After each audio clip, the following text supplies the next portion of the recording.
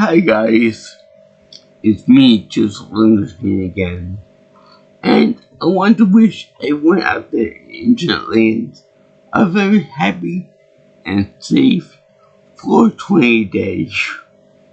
Yeah, this is the first time I'm covering it, because I don't know why. It's a fun topic, it's a fun observant day, which is weird because I always thought that 420 was a thing for alcohol, for something that you put in a brown paper bag, other than the game Saints Row and the various sequels. But no, it turns out to be a thing for marijuana, the dangerous drug that everyone's always painting as a big menace to society. So, what should I cover for this festive day that some people celebrate? Well, let's see.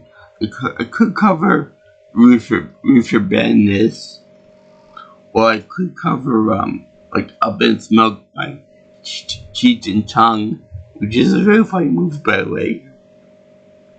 But no, I'm gonna be doing a very special song by a gentleman by the name Afroman, and it's also got involved there Jay and Silent Bob from Jay and Silent Bob Straight Back, which I always thought was like a movie tie into some universe, that it was like the second movie of a certain universe. But it turns out that it's like the first movie in the series of movies. It looks 1, 2, and I think there's something else too, Chasing Amy too. But correct me if I'm wrong if I get the placement of that in the order of release date and stuff correct or not. So anyway, it's something that's very, very funny. As you can tell by my laughter. And it just so happened that I'm covering this in the middle of Easter, my Easter videos, because, surprise, surprise, 420 this year, in 2025, happens to be on Easter Day. So, Easter Sunday. So I figured I will involve this guy. If you smoke pot, you probably would think that a real bunny rabbit is like there's an edible chocolate bunny or something, or like eggs were the same as Easter eggs colored and all that. So anyway, his big musical opening is introduction to the musical world, Afroman's Because I Got High. And of course, I'll tell you about my own personal experiences with marijuana when I was in college and stuff. Or I should say, my non-experience with that by my own choice. But anyway, my dad grew up in the 60s. He was a little kid, but still. And he was too young to attend Woodstock, the big Woodstock Music Festival. But he was of age in the 70s, so I would imagine that he would be tripping balls to wear some of the outfits that he wore, including one for a Halloween getup where he dressed like Tootsie or Mesa Doubtfire for those more modern people.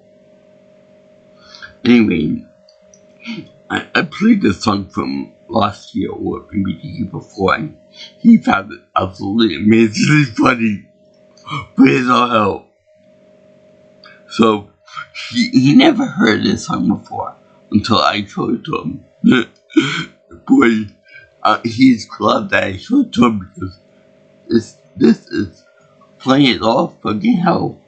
Especially with music videos that accompany that.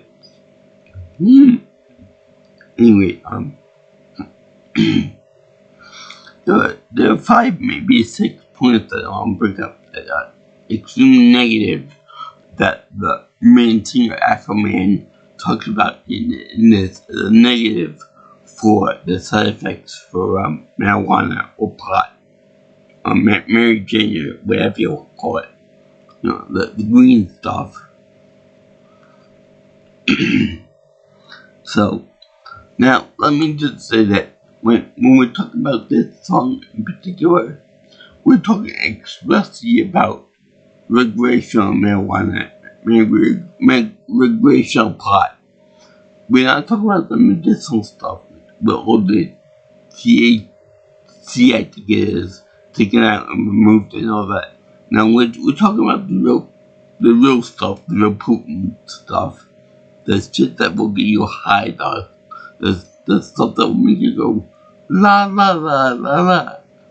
Which, now that I think of it, when he repeats himself all the time when he does that, could be a side effect of the pot, more or less.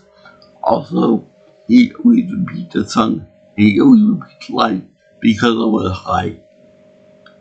So that's really kind of funny, actually, that sometimes when you do pot, you get lazy, as in the song gets lazy, and second of all, he gets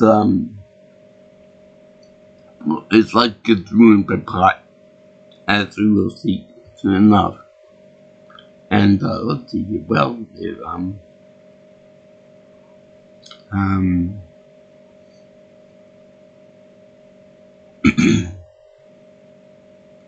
yeah, so moving his life.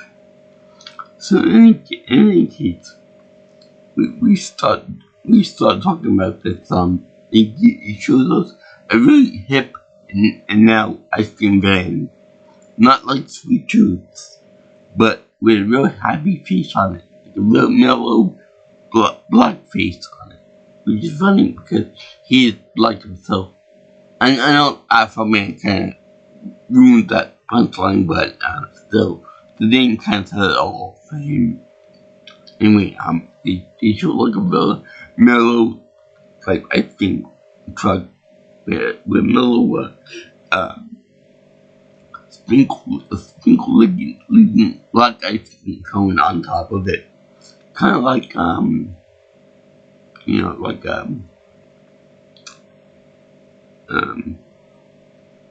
mascot, like Mr. Whoopi, or I say Mr. Not good in playing the other one. Good humor bar. Yeah, that's it. And it's funny because later on in the video, he show us a sight shot of this ice cream van.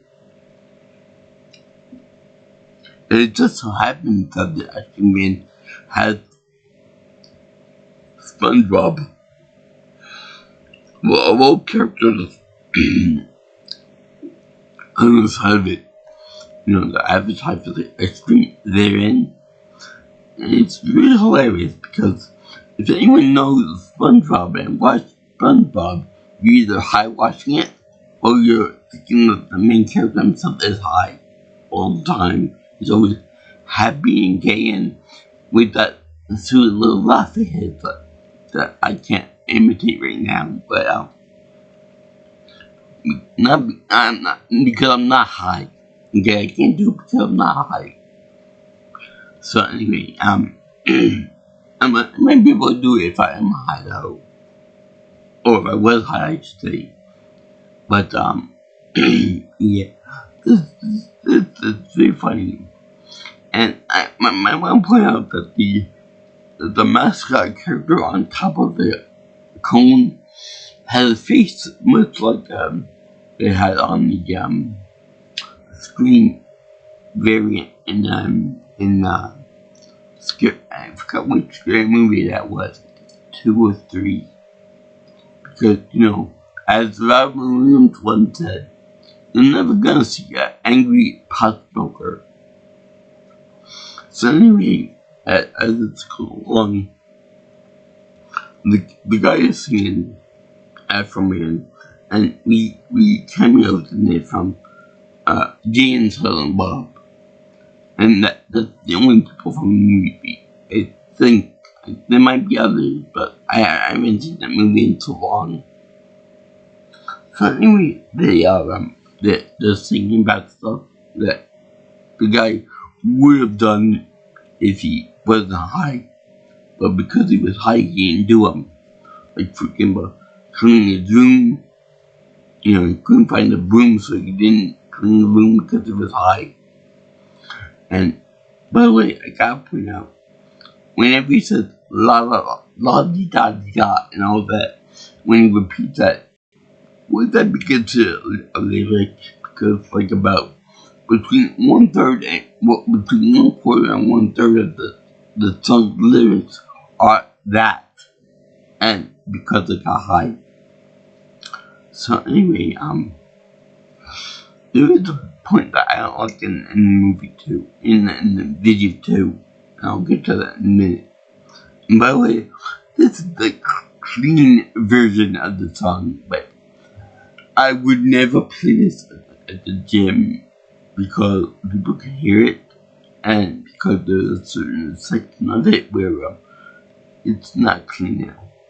It's not clean, it's very dirty. And I'll get to that too when I get to it. But anyway, cleaning your room is not that big of a deal with small potatoes. But then there's also the part where he says that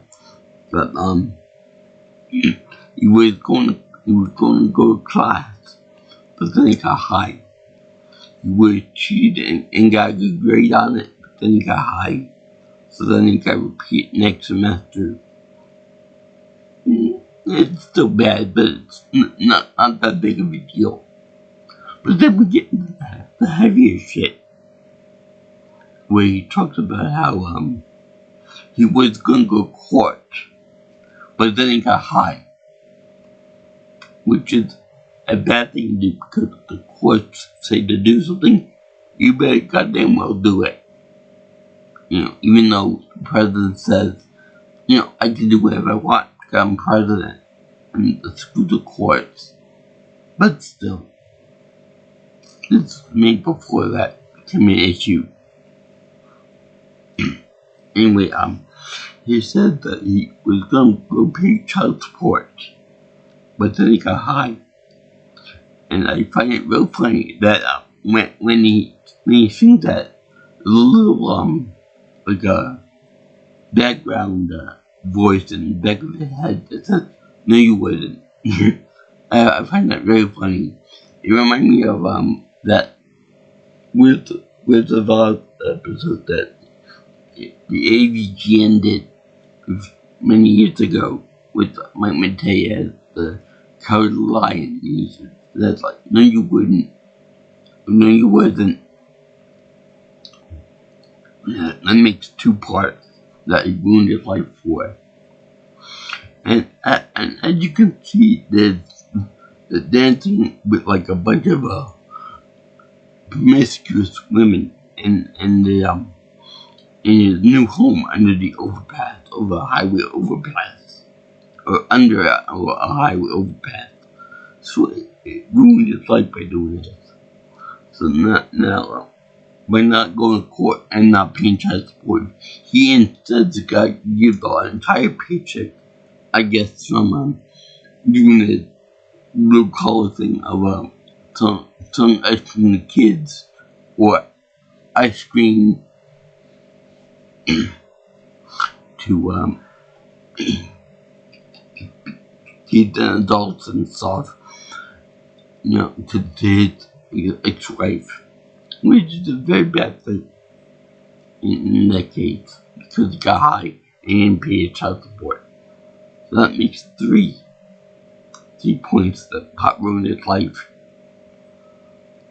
So after that, you get the I was gonna run from the cops, then I got high, we ran away from the cops, but I got high. Now, I think that the being number 4, if you're high, you don't run away. That's one misconception that we're perpetuating with your madness. That if you get high, you become a violent criminal. You just become a very happy individual who's just happy just laying down, looking at a big cheeseburger, or playing a game or watching a movie or something. You don't become a violent person. Anyway, that's number 4. Number 4. But then, going to dark territory here, because then they show that police officers and beating this guy up or shooting him to make him become a quadriplegic or paraplegic. I forgot which one it was. But anyway, I could take offense to that, but I'm not going to because you're probably high when you wrote this. Also, for the same matter, when the cops end up beating him up, they end up stealing some of the ice cream or ice cream products so that can make it Mr. Whoopi's car. And that makes it so much funnier because I'm sure that they probably know that he's some other products besides ice cream, and it's really funny that he's doing that. That they decide to take advantage of the situation and beat up the driver and take some of his products, being lawmen. So then you get into this other part, next part, which is what a police does at the gym or anywhere else in public. He said that I would have made love to you, but then I got high. Okay, that doesn't seem that bad. But then he goes into the another lyric that involves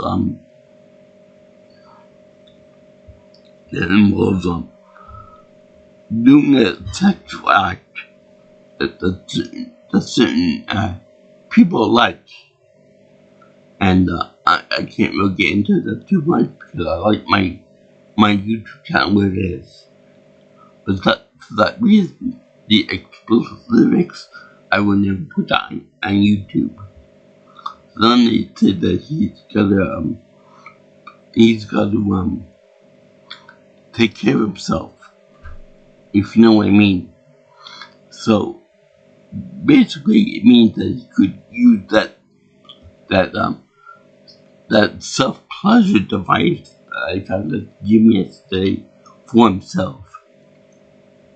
And yes, to go into kind of explicit lyrics on that too. So, yeah. But with that, also, no for that. I'm not putting that on in the lyrics because that could get me in serious trouble. Especially if there are minors present. So, yeah. This whole song has like a mellow mood to it. And it's got more of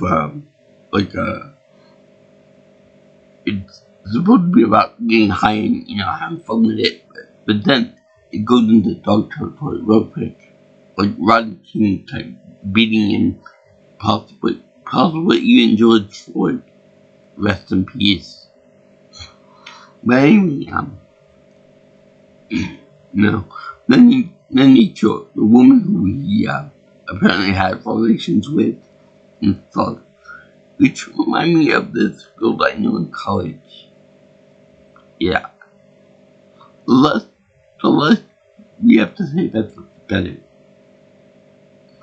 So anyway, then we talk about how his whole life was ruined by marijuana, which would be number, I think, 5 in this list.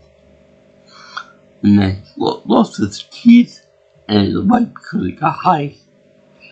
I don't know if it was a thing where he got high once and that was it, or if it was the entire span of a couple months or maybe even a year. And he was getting stoned up over that period of time.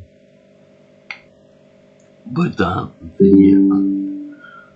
and then for some reason he breaks the fourth wall. He said that when it comes to getting high, that you know why I wouldn't make platinum or I wouldn't make enough money with the song, because I got high, because I got high, yes I got high. So yeah, he blamed the whole success or failure on the song on the fact that he can't put down the buds or the blunts or whatever. To where he said in the beginning, roll me up another blunt. So now we got a new house underneath a highway overpass because it got high. And something told me that all the pretty women that he's got dancing with him, he probably couldn't get, if you were that high. And so they'd probably be like leaves of the evening and all that of the jazz. Or because he made an error about enjoying the pot too much. But anyway, I like the song. I like the song because it's kind of mellow and it's very funny. And the fact that he would actually have the balls to sing this song is actually credit to his guts.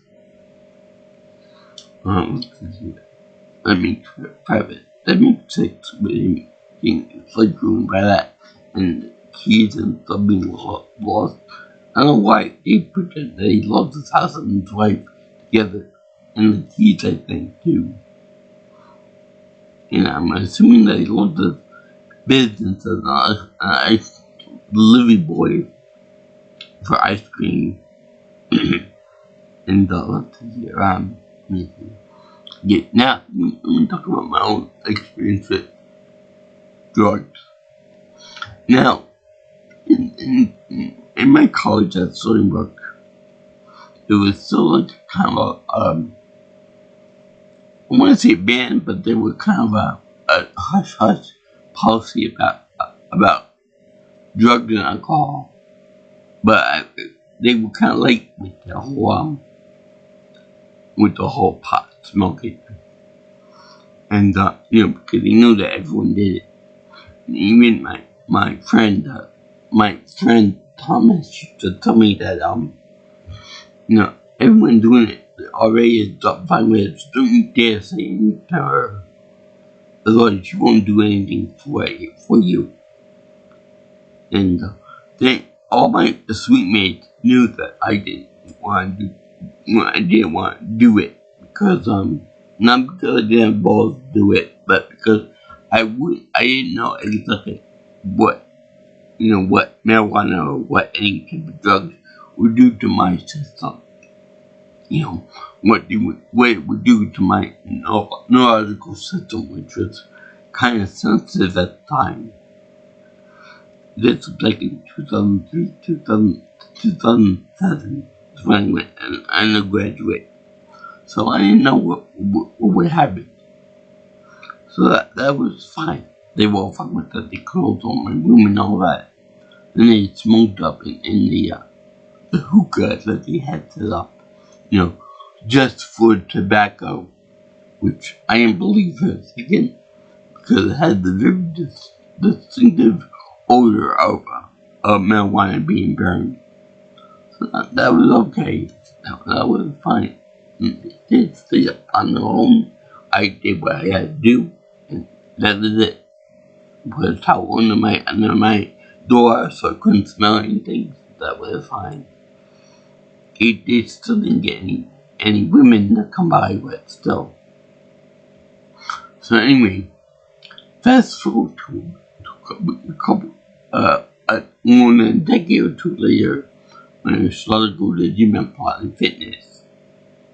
Now, I know what the smell of burning pot smells like. I know what blunt smells like. I know, I can detect it fairly easily from a long way away because I know, it's that pungent of an odor. So,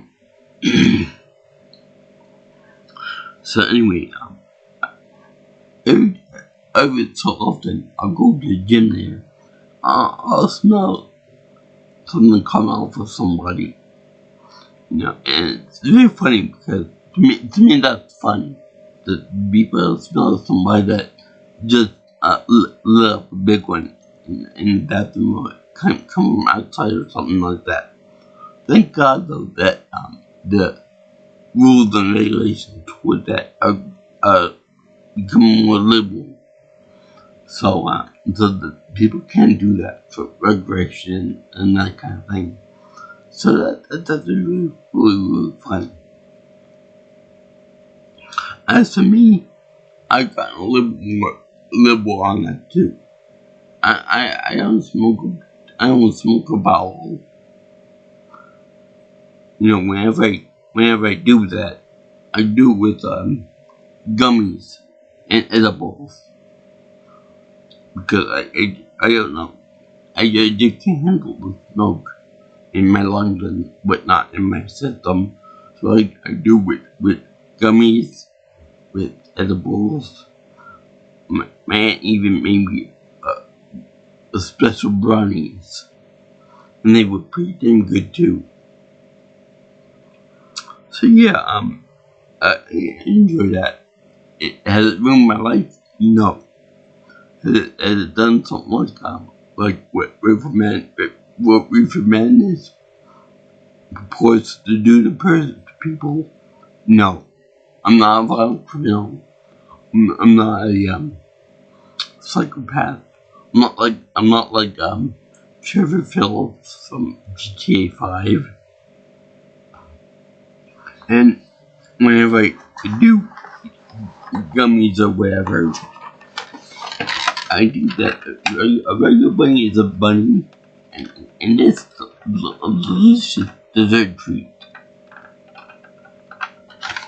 So I'm very in control of my own motions, movements, thoughts, or whatever. And then to me it comes from a guy with movement issues to begin with. I often joke around with my father that I can walk better. I can walk around better when I'm drunk or I'm high or whatever the case is. So that's very funny. So that's my little experience with this type of stuff. In fact, somebody with a banker who financed like like that kind of industry that was actually fun. She was on speed dating last year, but I don't talk to her anymore because she doesn't want to have a conversation with me like an adult. But whatever. So anyway, that was fun. That was a song by Afroman, Because I Got High. The clean version, even though it's explicit as well, but I liked it. So I thank you for watching my video on that song, Because I Got High, by Afroman, the esteemed gentleman known as Afroman, with a very loving ice cream truck, custom job. Even the ice cream that he was selling looked like a special treat that Mr. Whoopi would have. And I enjoyed the song. I did it for 420 for 420 in 2025. Anyway, I get this song in the video a nice big fat happy face of approval. Unfortunately, I don't have a stoned version of this. But it's the fun anyway.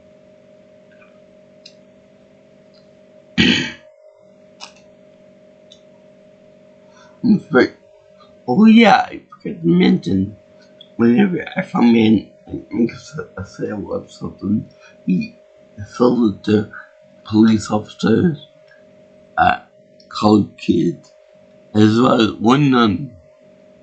So, wouldn't it be really hilarious if her name was Sister Mary Jane? That would be hilarious. Yeah.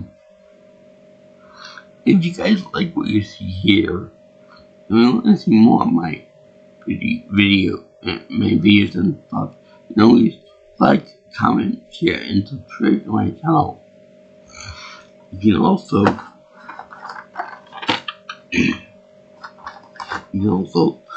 leave me any more future comments on my future things by calling me or texting me at 631-707-3707. Or you can follow me on Twitter or X if you prefer at PNelsonPro. Also, you can get me on my my email at jjsviewingchannel@gmail.com. So, as to all you people out there who like good comedy and all that stuff, Jay and Son and Bob is fun as all hell too. Also, another thing that nuns deserve to have fun too by eating and consuming other things other than the stuff that is made to them in their covenant, in their nun school throughout the Catholic organizations. So it's fun to see. I know that in reality, that nuns really don't do that kind of stuff, but it's so fun for it's much the same humor and fun as seeing a clown hugging a nun. A clown wearing a nun, that's fun as well, too. Yeah, peace out, my brothers and sisters. I reject all you girls and guys in Thailand. I'll see you in the next video. Ciao, ciao, and aloha.